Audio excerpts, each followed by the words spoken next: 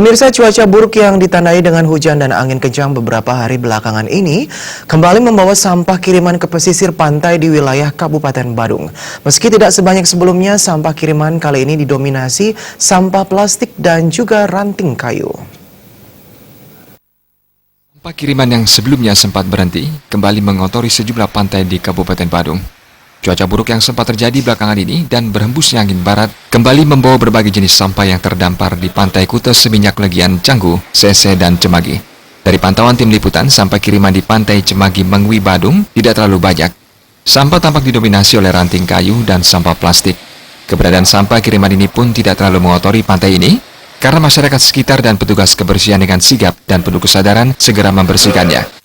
Tidak seperti di Pantai Kuta, sampah kiriman di Pantai Cemagi tidak terlalu merusak keindahan pantai. Akibat faktor alam, kedatangan dan volume sampah kiriman tidak bisa diprediksi.